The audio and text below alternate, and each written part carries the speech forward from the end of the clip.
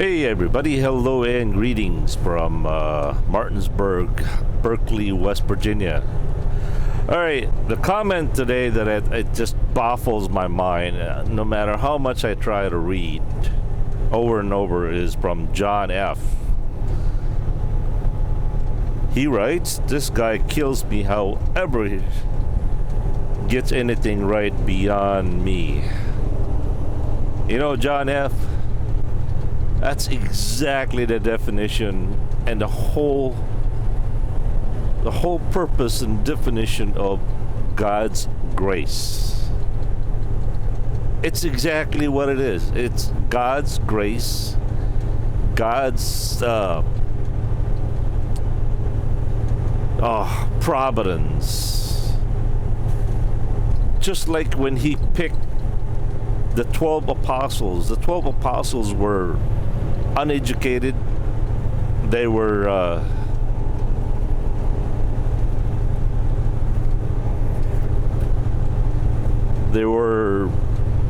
not very smart people. They were bickering, they were fighting, they were impatience. And the reason why God did not choose the brilliance and the educated and rich is he didn't want the world to claim that because of the stature of these people that they accomplished anything. It's kind of like this. There's no way in the world that 12 fishermen and tax collectors and rebels could change the face of the earth for millennia. There's just no way. And in their own power, they didn't have it in them to accomplish anything except fishing.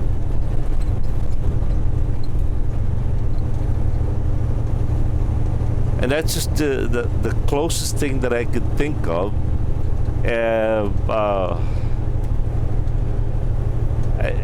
He just gave me a perfect example. Like, how in the world do I get through the day without killing anyone or killing myself or having hundreds and hundreds of accidents? It's beyond me. I'm nobody special. I'm not one of those professional truck drivers. I really am not. But you know what? God's grace allows me to get through the day and accomplish the task. It's not me, man. It's Him.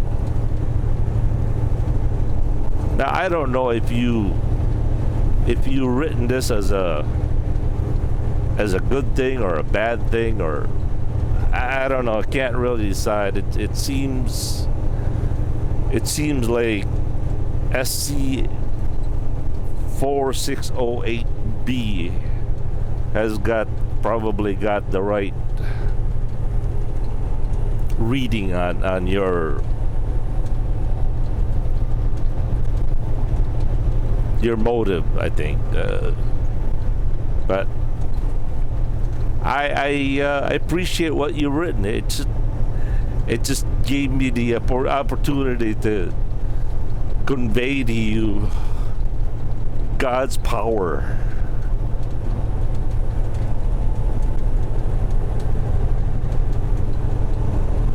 How can 12 ordinary fishermen change the face of the earth?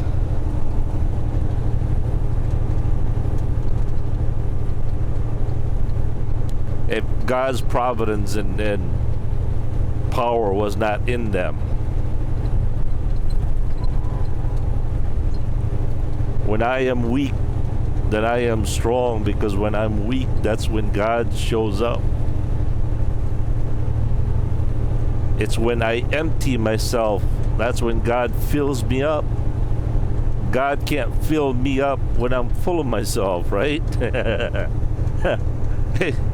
It doesn't take a genius to figure that out. It's science. You can't fill something up that's already full.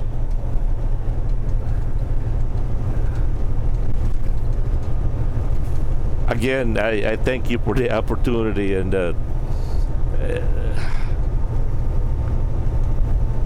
yep.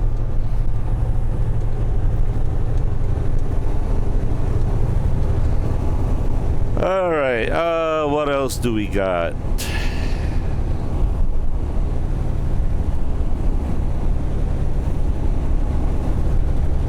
Where are we anyway?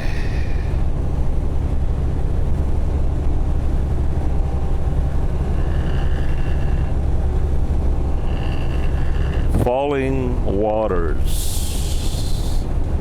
West Virginia. Marlowe.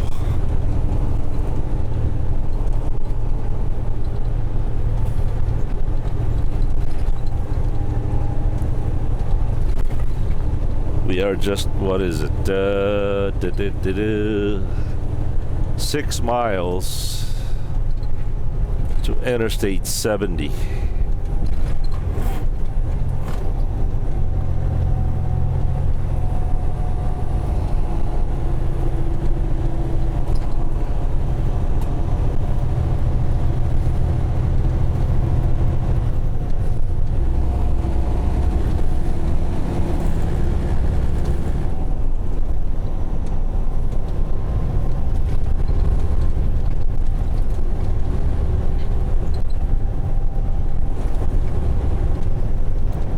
Jay Johnson, thank you for the wonderful comment there. Thank you.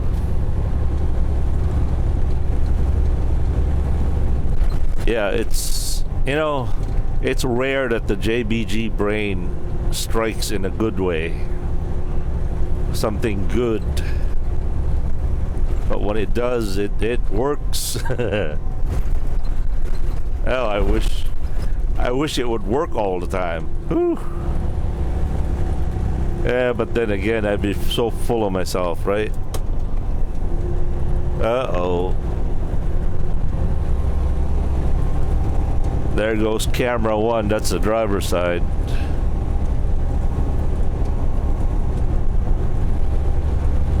The HDMI just went kaput.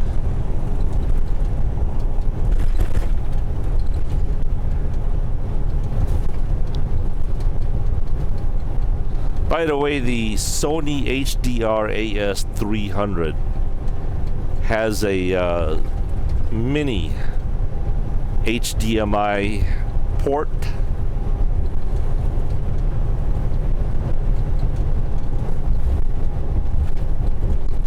It also has a mini USB port for charging.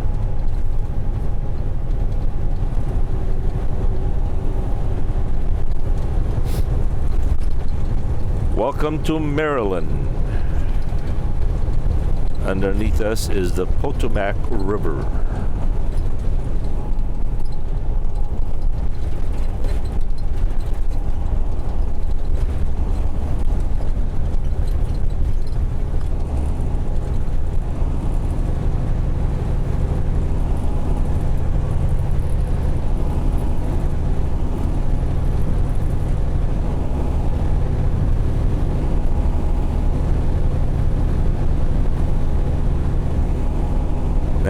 Camera 1, which is the driver's side, is back online again.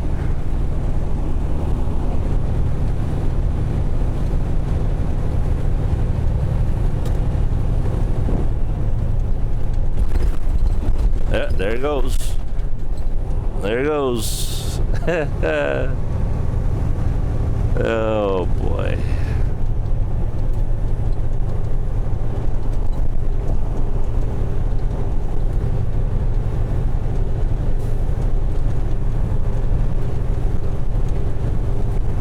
I wonder if this was a Volvo that I'm driving. Squeeze my French there, baby blue. If you were a Volvo, I don't think we would have this problem of bumpiness.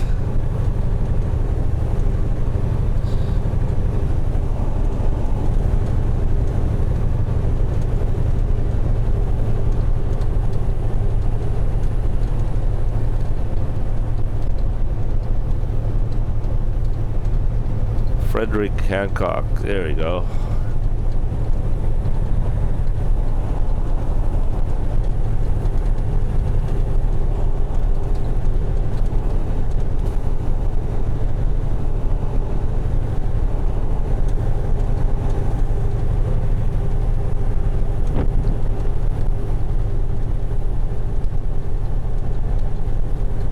I'm still humming the song Country Road.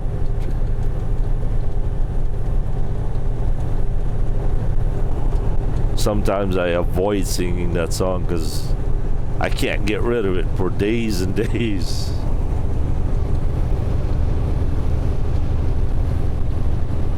Weird.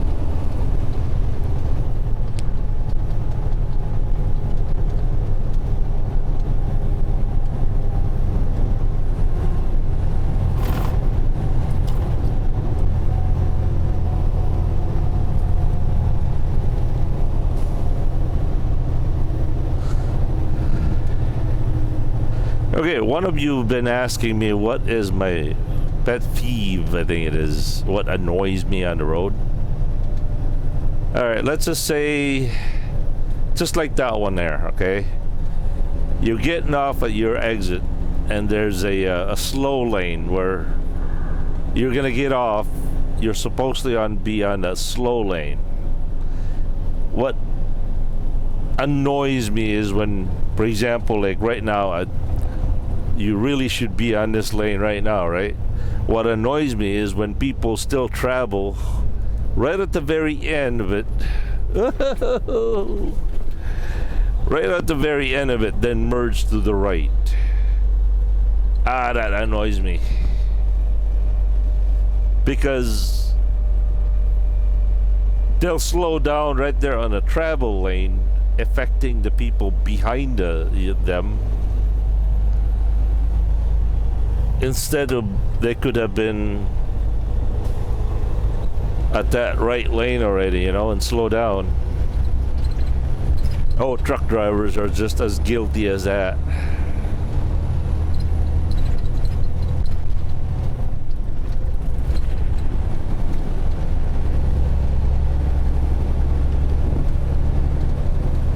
Whenever I see a lane like that, like the exit lane, right when the line starts, I don't even turn my right turn signal on. I hug that white line right next to the next lane.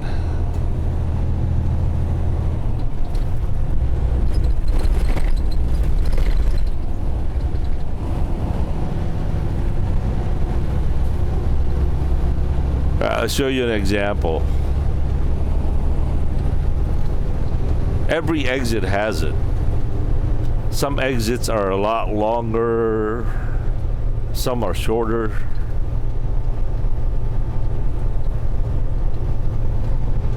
Alright, for example, if I was to get off at this exit right here, I would run this white line right now.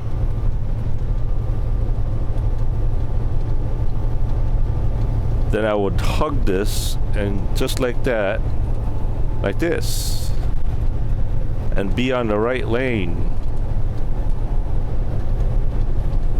That way, the farther I can get away from the travel lane, the less I affect people that are traveling straight.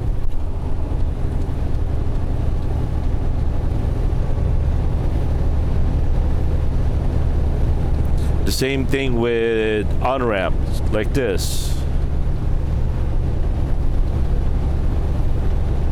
I'll take this to the very end of it and drive as fast as I can. But if there's nobody around, well, it depends on the mood.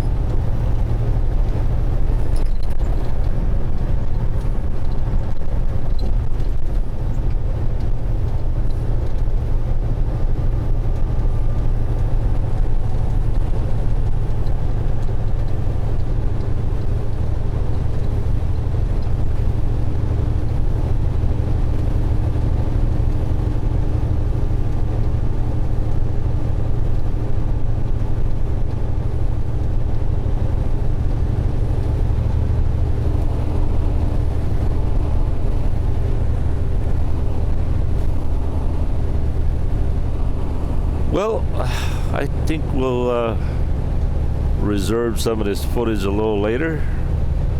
Once again, as always, my family and I are ever grateful to you guys.